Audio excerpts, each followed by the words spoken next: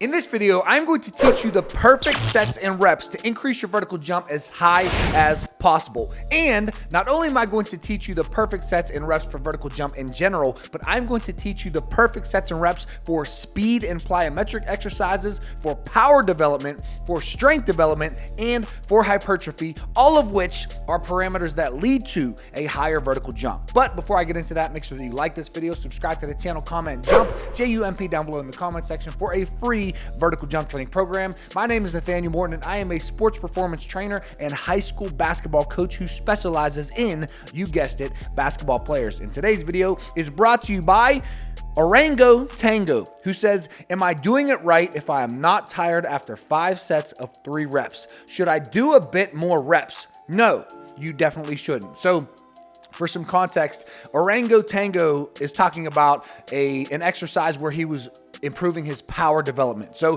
let me just explain everything to you right now. Speed and plyometrics, power development, strength development, hypertrophy. What are the perfect sets and reps for each of these categories? Here we go. First things first, I want you to understand that if you are a beginner, you need to be doing what is called mixed training. This is where you mix speed and plyometrics, power, strength, and hypertrophy all in the same workout. Why do you need to be doing that? Because as a beginner sliding towards intermediate athlete so I want you to do mixed training until you see a plateau in your vertical jump. Then you can get into more specific training where you focus on strictly speed development in one workout, and then power in the next workout, and then strength in the next workout. But for now, if you're a beginner or an intermediate athlete, I want you to do speed, power, strength, hypertrophy, all in the same workout, because you can derive benefits, you can get gains, you can increase your vertical jump, you can get results from all of these at the same time. When you get more advanced, you got to get more specific. So that's the first thing. Beginners and intermediate athletes need to be doing mixed training. Now, when you are doing your mixed training, where you have your speed and plyos, your power, your strength, and your hypertrophy, there are a certain number of sets and reps for each of these categories that is going to be most beneficial to you. When I first started doing vertical jump training when I was in high school, I had no idea. So I was just doing reps on reps on reps. I was doing 50 reps of depth jumps, and I was doing 100 reps of body weight squats, and I was just throwing everything at the wall and seeing what would stick and what helped me. That is not the best strategy. Here's the best strategy.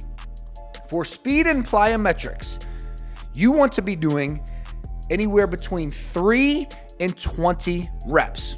And I know that doesn't help you whatsoever. But what I want you to understand is 3 to 20 reps is obviously, that's a big range. That's a wide range of repetitions. You're like, okay, should I do 13, 17? Like, what do I do? It depends on the exercise. The more intense the exercise, the lower the rep.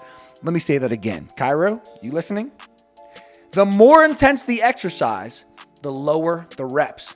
So depth jumps, a very intense exercise, I would do 5 sets of 3 reps.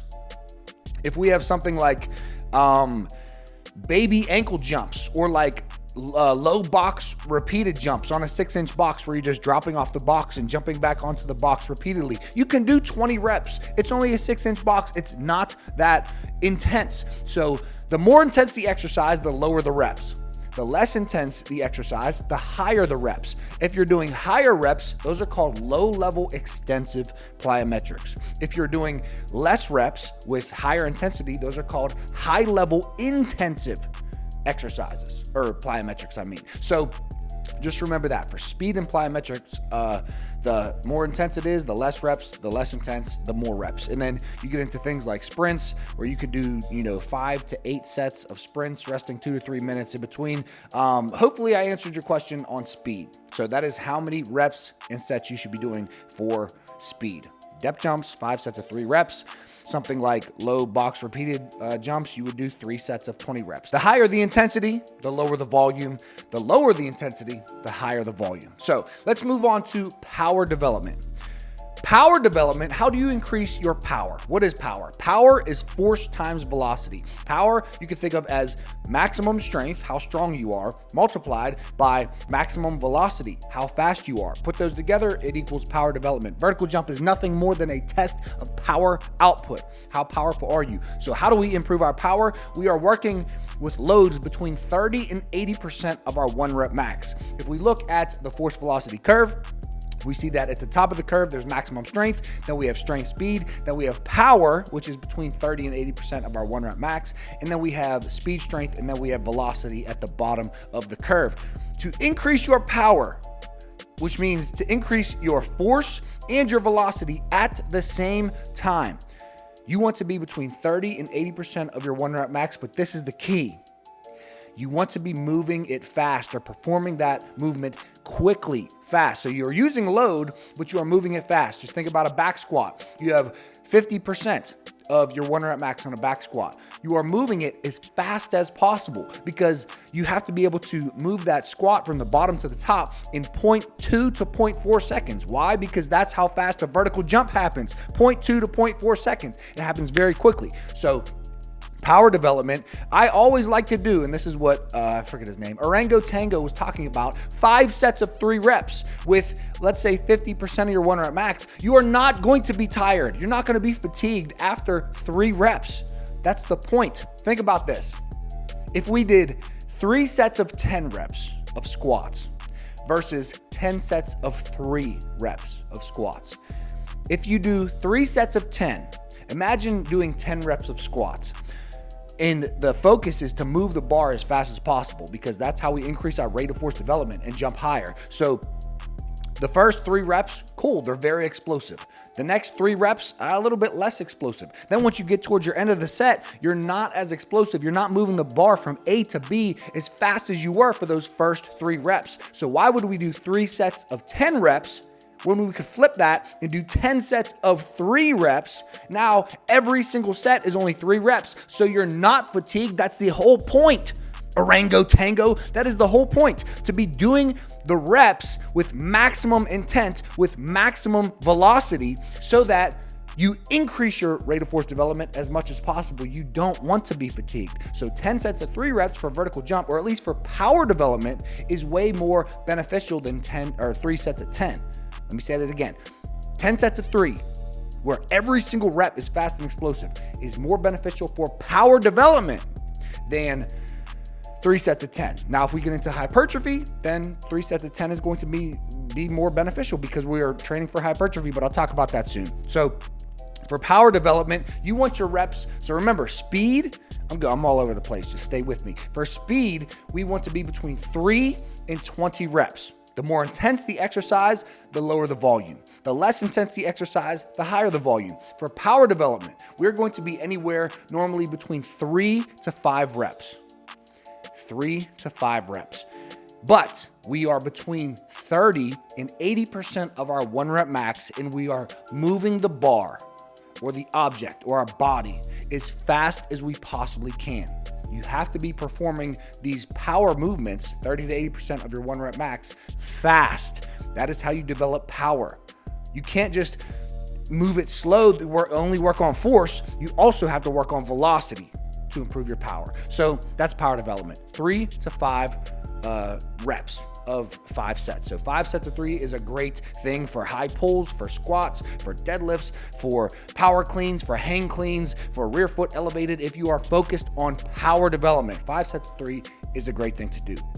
Let's move on to strength. Strength, we want to do for 1 to 5 reps.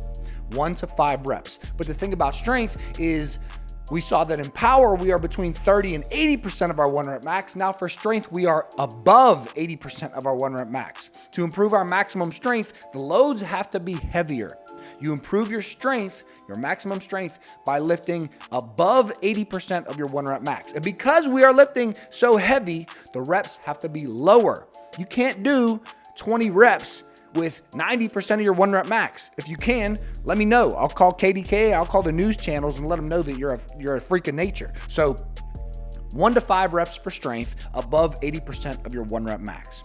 And the difference here is that I want you to still move it as fast as you can, but if it's 80% or above, you're not going to be able to move it as fast as if it's between 30 to 80% of your 1 rep max. Why? Because it's heavier. So you guys get that. If you've been watching my channel for a while, you're smart. You like to learn, so you already know that. So now we understand for speed and plyometrics, 3 to 20 reps, depending on how intense the exercise is. For power development, 3 to 5 reps, between 30 and 80% of your 1 rep max, moving the bar as fast as possible. For strength development, 1 to 5 reps with 80% or higher of your 1 rep max. For hypertrophy, anywhere between 8 and really 30 reps. 20, I like to stay at 20, but Dr. Andy Galpin talks about how you can even go up to 30 reps, although that gets kind of tough to stay focused every single rep for 30 reps. So hypertrophy is 8 to 20. So you might be thinking to yourself, well, you said strength is 1 to 5, and then hypertrophy is 8 to 30.